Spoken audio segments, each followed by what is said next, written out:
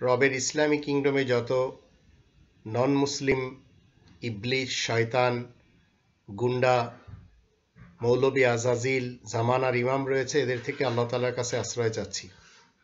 সম্মানিত দর্শকবৃন্দ, আপনাদের সকলকে জানাই সালামুন আলাইকুম। হিজবুত তাওহীদের মেয়ারে হক বা সত্যের মাপকাঠি কোরআনের বিপরীত। নবী রাসূলগণ কখনো মেয়ারে হক বা সত্যের মাপকাঠি হতে পারেন না, বরং তারা হলেন সত্যের সাক্ষ্যদাতা। কোনো মাখলুক যেমন আনাল হক বলে দাবি করতে পারে না বা হকের সাদৃশ্য হতে পারে না, তদ্রূপ স্রষ্টা কখনো সৃষ্টির সদৃশ্য হতে পারেন না। তবেই তো আল্লাহ কোরআনে বলে দিয়েছেন, লাইসা কামিথলিহি শাইউন, 42 নম্বর সূরা আশ-শূরা এর 11 নম্বর আয়াতে আল্লাহ তাআলার সদৃশ্য কোনো কিছুই যে নেই। আর 112 নম্বর সূরা আল ইখলাসের শেষের আয়াতে বলা হচ্ছে, 4 নম্বর আয়াতে, ওয়ালাম ইয়াকুল্লাহু কুফুয়ান আহাদ, কোনো দিক থেকে আল্লাহর কোনো শরিক নেই। সত্য এবং সাক্ষ্য সম্পূর্ণ ভিন্ন ব্যাপার। সত্য এবং সাক্ষ্য একটি সাংবিধানিক, অন্যটি নির্বাহী ব্যাপার। একটি আদেশ প্রদান, অন্যটি আদেশ পালনের ব্যাপার। একটি অর্ডার, অন্যটি কমপ্লায়েন্স। অর্থাৎ অর্ডার হলো আদেশ আর কমপ্লায়েন্স হলো আদেশ পালন, যাকে চরিত্র বা আখলাক বলা হয়। কোরআনের 33 নম্বর সূরা আল আহজাবের 21 নম্বর আয়াতে আল্লাহ বলেন, লাকাদ কানা লাকুম ফি রাসূলিল্লাহি উসওয়াতুন হাসানা, তোমাদের সকলের জন্য রাসূলুল্লাহর মধ্যে রয়েছে উসওয়ায়ে হাসানা। তো আদেশ হলো, অর্ডার হলো কমপ্লায়েন্স আর আদেশ পালন হলো আখলাক। তো সকল নবী রাসূলগণ আদেশ পালন করে গেছেন। রাসূল সত্য বা সত্যের স্রষ্টা নহেন। রাসূল কখনো সত্য বা সত্যের স্রষ্টা হতে পারেন না। রাসূল হলেন সত্যের ধারক, সত্যের বাহক, সত্যের প্রচারক, সত্যের সাক্ষীদাতা। রাসূলকে যারা বিধানদাতা তথা রবের আসনে সমাসীন করেছেন তারা সবাই মুশরিক। তদ্রূপ হিজবুত তাওহীদের যারা বায়াজিদ খান পন্নীকে এবং হুসাইন মোহাম্মদ সেলিমকে জামানার ইমাম মেনে চলেছেন, তারা সবাই মুশরিক। বায়াজিদ খান পন্নী এবং হুসাইন মোহাম্মদ সেলিম যখন নিজেকে জামানার ইমাম দাবি করেছে, তখন মুসলিমিনদের, মুমিনিনদের অন্তর্ভুক্ত থেকে বেরিয়ে চলে গেছে। আমরা সবাই কিন্তু জানি ইবলিসের একটি চরিত্র হলো, শয়তানের একটি চরিত্র হলো এই কোরআনের বিপরীত শিরিকের জন্ম দিবে, যা হুসাইন মোহাম্মদ সেলিম এবং বায়াজিদ খান পন্নী করছে এবং করেছে। যখন তারা দুজন বলেছে আমরা জামানার ইমাম, তখন বুঝতে হবে এরা ইসলাম থেকে চলে গেছে। এখন ইসলামের নাম ভাঙিয়ে যা কিছু করুক না কেন, এটি হচ্ছে তাদের ধর্ম ব্যবসা। অতীতে ইবলিস এবং শয়তান, হাদিস লেখকদের একজন বলেছে, খলাকাল্লাহু আদামু আলা সূরাতিহি, আল্লাহ তার আপন চেহারায় আদমকে সৃষ্টি করেছেন, আদমকে বানিয়েছেন। এ হচ্ছে একজন ইবলিস এবং একজন শয়তান হাদিস তৈরি করেছে। যেমন ইবলিস এবং শয়তান, বায়াজিদ খান পন্নী, হুসাইন মোহাম্মদ সেলিম জামানার ইমাম হওয়ার দাবি করেছে। এগুলি কিন্তু কোরআন বলবে না। প্রথমে বলেছে কি? প্রথমে ইবলিস বলেছে খালাকাল্লাহু আদামু আলা সূরাতিহি। এটি বলার পর কোরআনের আয়াত ফিট করেছে। কি ফিট করেছে? 15 নম্বর সূরা আল হিজরের 29 নম্বর আয়াত, ওয়া নাফাখতু ফীহি মির রূহি ফাকাউ লাহু সাজিদিন। এর অনুবাদ কি করেছে এই ইবলিস এবং শয়তান? আমি আল্লাহ আমার পবিত্র রূহ থেকে আদমের ভিতরে রূহ ফুঁকে দিলাম। তো আদম বুঝাতে চাচ্ছে আদম হলো আল্লাহ তাআলা সদৃশ্য, তাই আদমকে সিজদা করতে হবে। এই ধরনের কথা কিন্তু কোরআন বলে না। কোরআন যেভাবে বলে আমি আপনাদের সামনে নিয়ে আসছি। আল্লাহ তার আপন চেহারায় আদমকে বানিয়েছেন, এই মতবাদ ঠিক হিজবুত তাওহীদের মতবাদ একেবারে কাছাকাছি। ইসলামের মুসলিমরা রবের ইসলামী কিংডমে কখনো এই মতবাদ মানতে পারে না। খালাকাল্লাহু আদম আলা সুরাতিহি, এই কথা রবের ইসলামী কান্ট্রিতে যারা নন মুসলিম তাদের বানানো মন গড়া এবং মিথ্যা হাদিস, যারা ইবলিস এবং শয়তানের অনুসারী, যারা বাবা আদম আজরের অনুসারী, যারা তাগুত বিশ্বাসী। কারণ এই হাদিস যে কেউ মানবে সে অবশ্যই মুশরিকদের অন্তর্ভুক্ত হবে। তদ্রূপ যে ব্যক্তি এতটুকু মেনে নেবে হুসাইন মোহাম্মদ সেলিম জামানার ইমাম, বায়াজিদ খান পন্নী জামানার ইমাম, তার কোরআনের সাথে সম্পর্ক শেষ, সে যতই দাবি করুক না কেন। কারণ কোরআন বিরোধী একটি স্টেটমেন্ট দিয়ে তার উপরে মতবাদ দাঁড় করিয়ে এখন কোরআনের কথা বলাটা, এটি ইবলিস এবং শয়তানের চরিত্র। মুশরিক বাঙালিরা তারা কি করছে, এরা কেউ কেউ মেনে চলেছে হুসাইন মোহাম্মদ সেলিম এই ইবলিস এবং এই শয়তান ব্যক্তিকে, অতীতে মেনেছিল বায়াজিদ খান পন্নী, শয়তান এবং ইবলিসকে। এরা মানুষকে ভ্রান্ত মতবাদ দিয়েছে এবং দিয়ে যাচ্ছে, সাথে অনেকগুলি লোক জড়ো হয়েছে।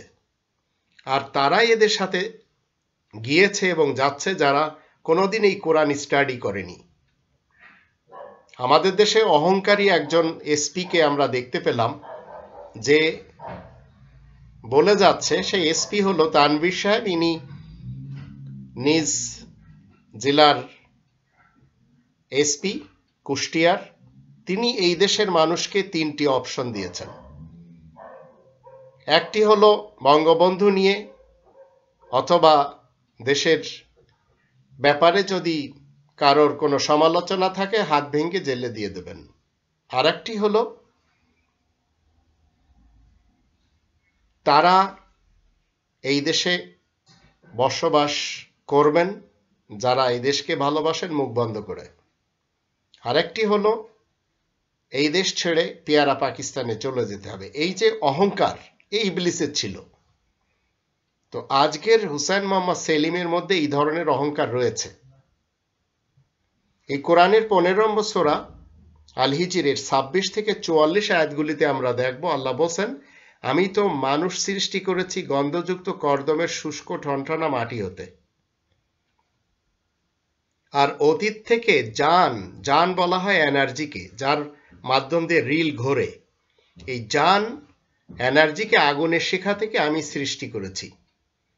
তারপরে তোমার রব যখন ভূপৃষ্ঠের সকল শক্তিকে বলেন, আমি গন্ধযুক্ত কর্দমের শুষ্ক ঠনঠনা মাটি দ্বারা মানুষ সৃষ্টি করতে যাচ্ছি, তারপরে যখন তার আকার আকৃতি ঠিক করে নিব আর তাতে আমার হুকুমের কিছু প্রেরণ করব, ওয়ানাফাখতু ফীহি মির রূহি। রূহ বলা হয় আল্লাহ তাআলার হুকুমের মধ্য থেকে। এই কোরআনের ভিতরে যত হুকুম রয়েছে সেগুলি হচ্ছে আত-তাওরাত। আত-তাওরাতের প্রত্যেকটি হুকুম আলাদা আলাদা আর রূহ।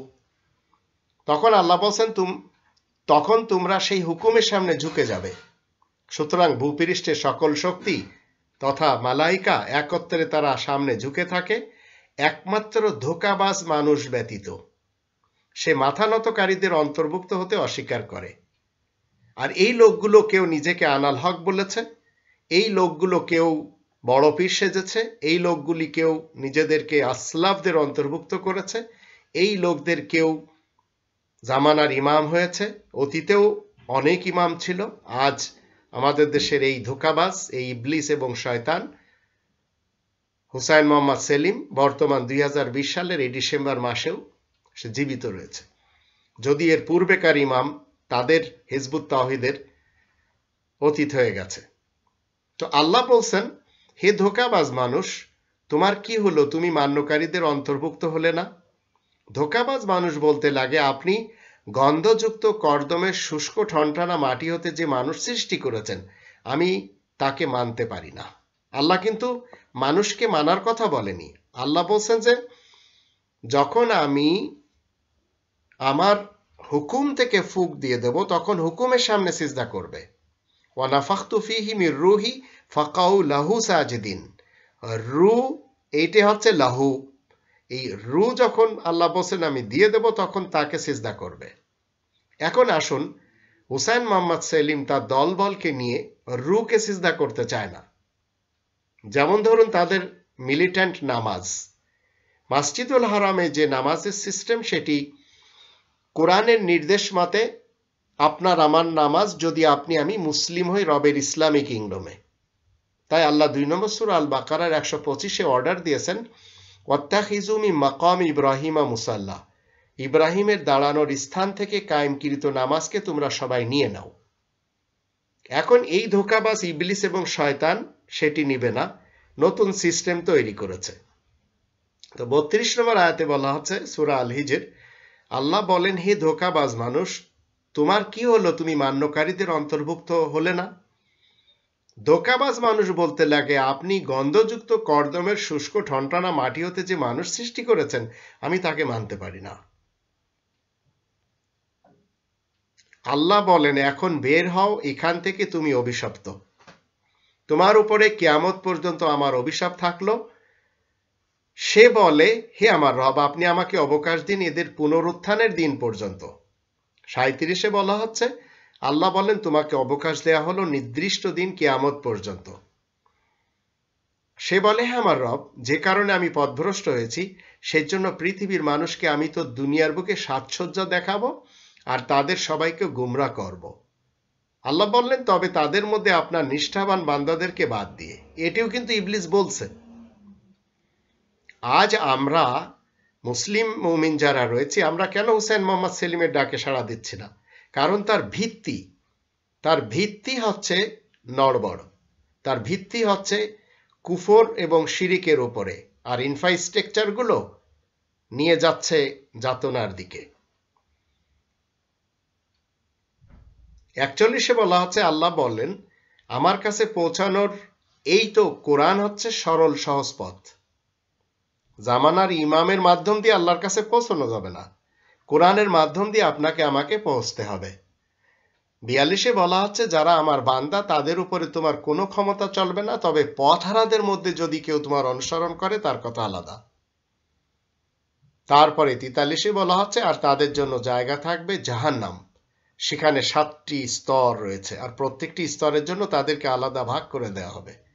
তো এখানে ঠিক এই কথাগুলি 17 নম্বর সূরা বানী ইসরাইলের 61 থেকে 65-তেও বলা হচ্ছে। সেখানে এই ইবলিস এবং এই শয়তান, তাকে আল্লাহ বলছেন যে তুমি মানুষকে সঙ্গীত শাস্ত্রের মাধ্যম দিয়ে, তোমার মতবাদ দিয়ে, শক্তি দিয়ে পথভ্রষ্ট করবে, আর তোমার অনুসারী যারা, তাদের ধনসম্পদ ও তাদের সন্তান সন্ততিতে তুমি শরীক হবে।